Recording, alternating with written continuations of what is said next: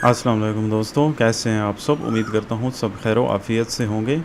अच्छा, आज के लेक्चर में हम अलर्ट डायलॉग और बॉटम शीट को देखने वाले हैं। तो इसके लिए मैंने सबसे पहले एक प्रोजेक्ट क्रिएट करके रखा हुआ है, सेम उसी तरह सारी चीज़ें। और इसमें एक होम स्क्रीन है और उसके अंदर बॉडी के अंदर दो बटन लिए हुए हैं। ठीक है, दो एलिवेटेड बटन। एक का टाइटल है शो डायलॉग और दूसरे का टाइटल है शो बॉटम शीट। तो हम डायलॉग और बॉटम शीट को यहाँ पर देखेंगे। सबसे पहले हम देखते हैं डायलॉग क्या होता है। ऐसे करेंगे हम, ये जो एलिवेटेड बटन है ना शो डायलॉग, इसके ऑन प्रेस्ड के अंदर हम डायलॉग को शो करवाएंगे। तो ये डायलॉग को इस तरह विजेट नहीं होता कि हम डायरेक्ट इसको बॉडी के अंदर या कॉलम के अंदर ऐसे एज ए विजेट रख दें, बल्कि ये टॉप के ऊपर शो होता है। हमारी एप्लीकेशन के जो विजेट्स हैं उनके टॉप के ऊपर, उनके ऊपर शो होता है। तो इसके लिए एक फ़ंक्शन कॉल करना पड़ता है। उस फंक्शन का नाम है शो डायलॉग। ठीक है, तो इसके अंदर दो पैरामीटर देने होते हैं। सबसे पहले कॉन्टेक्स्ट। ठीक है, कॉन्टेक्स्ट वही पास करना है ऊपर जो ये हमें मिला है। और इसके बाद जो है एक और पैरामीटर है बिल्डर नाम का। ठीक है, और ये हमें एक कॉन्टेक्स्ट देता है और इसके अंदर जो है हमें एक फ़ंक्शन मिलता है। इस फंक्शन के अंदर हमने अलर्ट डायलॉग को रिटर्न करवाना होता है। अलर्ट डायलॉग, ठीक हो गया, सिंपल सी बात है।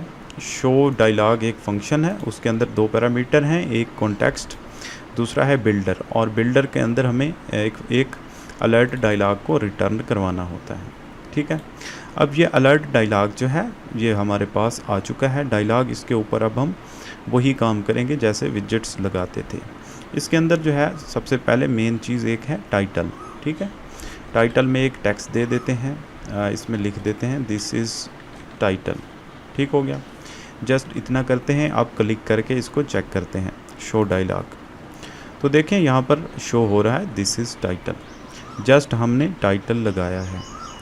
तो ऐसे करते हैं हम, कुछ इस तरह का डायलॉग बनाते हैं जैसे यूज़र लॉग आउट कर रहा होता है, तो उसके लिए यहाँ पर टाइटल हम लगाएंगे लॉग आउट। ठीक है, अब ये तो टाइटल आ गया। एक और यहाँ पर हमें विजेट मिलता है जहाँ पर हमें कंटेंट, यहाँ पर एक विजेट देना होता है। यहाँ पर देते हैं और टेक्स्ट एक यहाँ पर लिखते हैं are you sure you want to log out. ठीक है, इस तरह का। तो मैं ये इसलिए शो कर रहा हूँ कि आप लोगों को जो है रियल वर्ल्ड एग्जांपल्स दिखा सकूँ। देखें, इस तरह आप लोग अपनी एप्लीकेशन के अंदर कहीं पर भी जब लॉग आउट करने लगते हैं तो ऊपर टाइटल आता है और नीचे इस तरह एक वार्निंग मैसेज होता है are you sure you want to log out. तो नीचे बटन होते हैं येस नो। तो उन बटन को कैसे लगाते हैं, उनके लिए है एक्शंस। ठीक है, बिल्कुल उसी तरह जैसे ऐप बार के अंदर एक्शन यहाँ पर हमें मिलता है।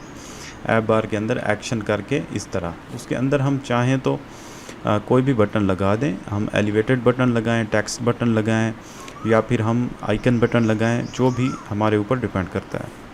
तो यहाँ पर एक टेक्स्ट बटन हम लगाते हैं, टेक्स्ट बटन ऑन प्रेस्ड, और इसका जो है टाइटल हम रखते हैं नो। ठीक है, इसी को कॉपी पेस्ट करते हैं। एक और बटन यहाँ पर बनाते हैं, इसका नाम रखते हैं यस। ठीक है, तो अब ये जो डायलॉग है ना, ये जब आप कंट्रोल एस करेंगे तो डायरेक्ट अपडेट नहीं होगा। ठीक है, इसे दोबारा से शो करवाना होगा। तो बाय डिफ़ॉल्ट ये डायलॉग जब ओपन है तो स्क्रीन के किसी और एरिया के ऊपर क्लिक करेंगे तो ये हट जाएगा। ठीक है, अब फिर से क्लिक करते हैं शो डायलॉग पर। तो अब देखें are you sure you want to log out. ठीक है, येस और नो के बटन हैं। तो इनकी फंक्शनैलिटी को तो फ़िलहाल हम डिस्कस नहीं करने वाले, क्योंकि जस्ट हम जो है अलर्ट डायलॉग को देखेंगे। लेकिन हम ये ज़रूर देखेंगे कि ये डायलॉग क्लोज़ कैसे करना है। ठीक है, येस के ऊपर तो ये लॉग आउट हो गया, नो के ऊपर इसको क्लोज़ हो जाना चाहिए। तो डायलॉग को किस तरह से क्लोज़ करते हैं वो हम देखने वाले हैं। नो के अंदर आएँ, ये भी उसी तरह है जैसे हम एक स्क्रीन से दूसरी स्क्रीन में जाते हैं और जब बैक का बटन प्रेस करते हैं तो नेविगेटर डॉट पॉप करते हैं। ठीक है, ये भी सेम उसी तरह है। तो ये क्या करेगा, नेविगेटर पॉप, ये वाला कॉन्टेक्स्ट जो हमें डायलॉग दे रहा है बिल्डर के अंदर, ये इसको पॉप कर देगा। ठीक है, अब देखते हैं। शो डायलॉग, नो के ऊपर जब क्लिक किया तो ये हट जाएगा इसी तरह। ठीक है, आप चाहें तो यस के अंदर भी इसको रख दें, हम यस के अंदर भी इसको रख देते हैं। तो यस के अंदर भी ये रखना ही पड़ेगा, क्योंकि अगर हम लॉग आउट भी कर रहे हैं तब भी हमें पहले डायलॉग तो क्लोज़ करना ही होगा। डायलॉग क्लोज़ करेंगे, उसके बाद जो है यहाँ पर नेक्स्ट फंक्शनैलिटी जो भी होगी लॉग आउट के रिलेटेड वो लिखेंगे। ठीक है, अब देखें उसी तरह यस नो किसी के ऊपर क्लिक करेंगे तो ये क्लोज़ हो जाएगा।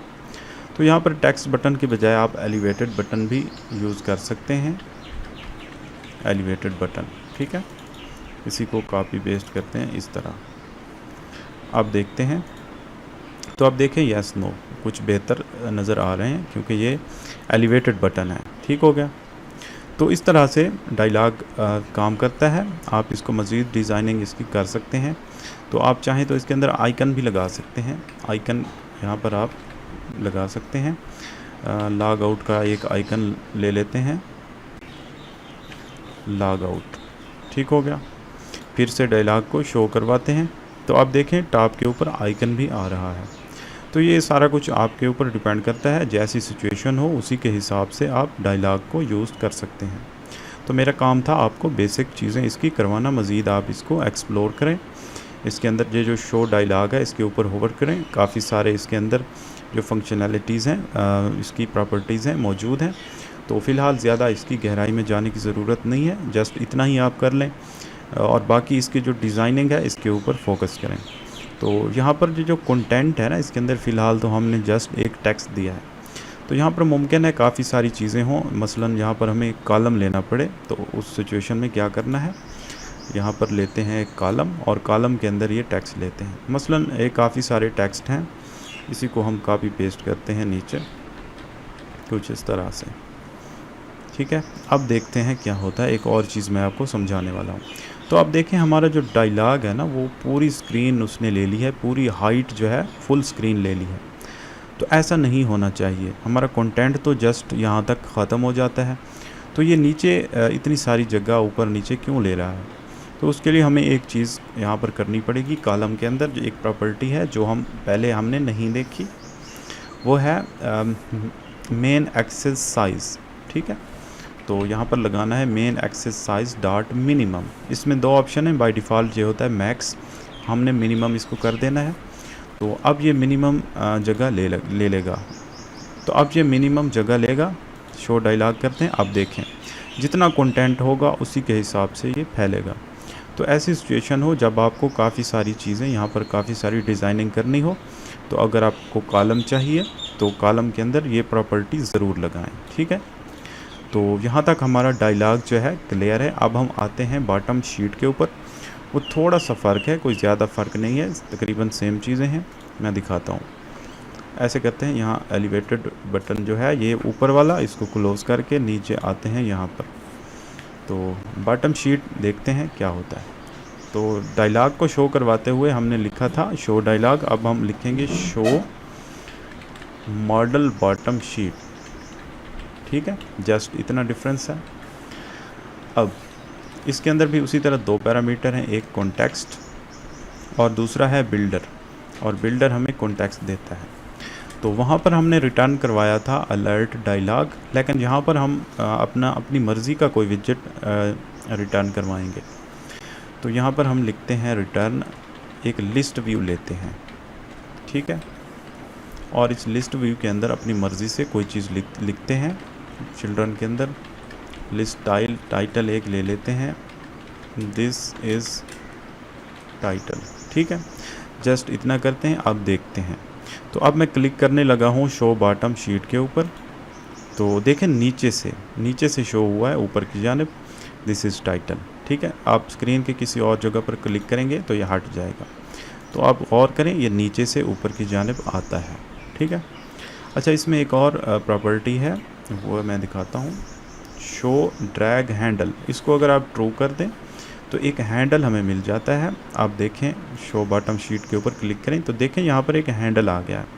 तो इसका फ़ायदा ये है कि इसको हम पकड़ के ऊपर नीचे कर सकते हैं इस तरह से। ठीक है, इसकी मदद से इसको क्लोज़ भी कर सकते हैं और ऊपर नीचे जैसे आपको करना चाहें कर सकते हैं। ठीक है, कुछ इस तरह से। अच्छा, ये है बॉटम शीट। आप देख सकते हैं हमें लिस्ट व्यू मिला है। जब लिस्ट व्यू आ गया है तो आपको पता है लिस्ट व्यू के अंदर कैसे कोड लिखना है। अब यहाँ पर जितनी चीज़ें आप चाहें लगा सकते हैं। मैं इसी को कॉपी पेस्ट करता हूँ, सेम लाइन को मैंने कॉपी पेस्ट किया है। तो जस्ट आप लोगों को समझाने के लिए, बाकी आप लोगों की जो है मर्ज़ी अपनी होगी, जैसी सिचुएशन होगी उसी के हिसाब से आप इसको देखेंगे। तो बाज़ औक़ात ऐसा होता है कि कहीं पर आपको डायलॉग अच्छा लगता है, यानी कि कुछ ऐसी सिचुएशंस होती हैं जैसे लॉग आउट का सिनेरियो था, उसमें डायलॉग ही अच्छा लगता है, बॉटम शीट सही नहीं लगता।